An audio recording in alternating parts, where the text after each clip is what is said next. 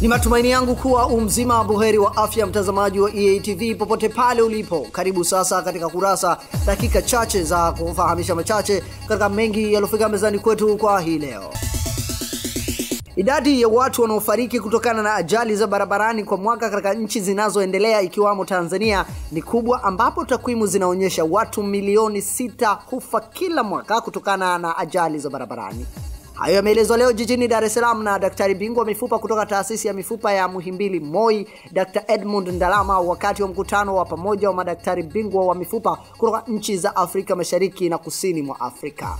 Wanakufa watu karibuni milioni 6 kwa ajili ya ajali.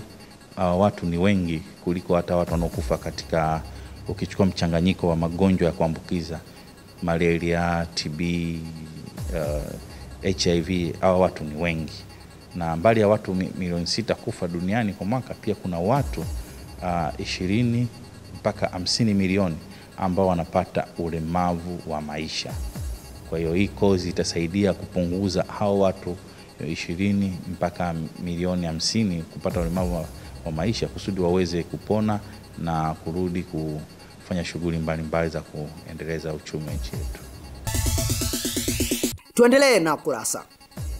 Serikali ya Tanzania imesema inaendelea kushawishika kuzikaribisha taasisi za kimataifa zinazojishughulisha na utoaji wa bima ili kuvutia zaidi uwekezaji na wawekezaji kuwa na moyo wa kuwekeza nchini Afrika, hususan Tanzania, na kuwa na uhakika wa ulinzi wa mali zao endapo lolote litatokea.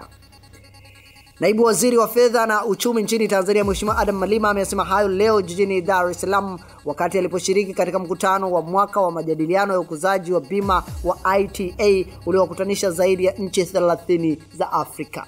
Uwekezaji huko duniani huko, mtu haji na pesa zake bilioni 5-6 kama hana amani ya uwekezaji. Lazima awe na uhakika kwamba hii pesa ninapopeleka pale, lazima hii pesa itakuwa haina tatizo.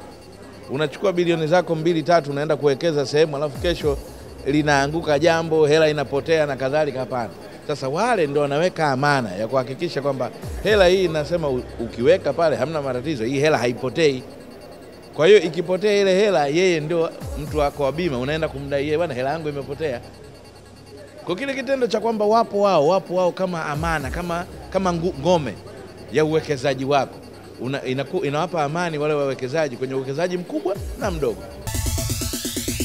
Tumalizie kurasa kwa habari hii ya huzuni.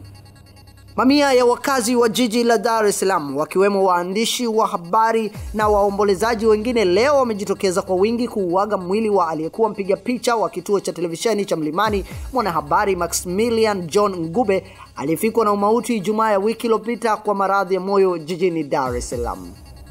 Marehemu Maximilian John Ngube atakumbukwa kwa ucheshi, utu wema, uaminifu katika kazi zake na moyo wa kutumikia watu kwa nafasi aliyopewa na Mwenyezi Mungu akiwa hapa duniani. Marehemu aliugua kwa kipindi cha wiki moja, na baada ya kupata vipimo ikabainika kwamba anasumbuliwa na kisukari na kisha pressure.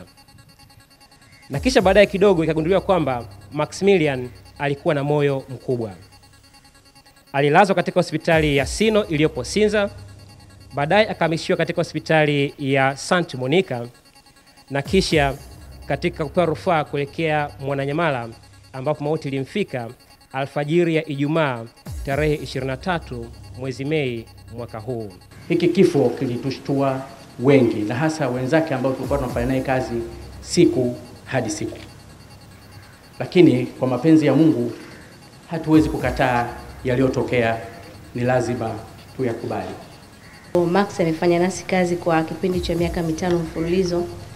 Napenda kuleta salamu nyingi sana za pole kwa familia ya Max, mke pamoja na watoto, tukiombea faraja ya kweli kutoka kwa Mungu mwenyewe, yeye ambaye ameruhusu ili litokee, basi aendelee kuwapigania. Tunawapenda sana na bado tupo pamoja nanyi katika kipindi hiki, pamoja na wanahabari wote ambao tumeguswa na tukio hili, tunaendelea kuwapa pole. Asanteni.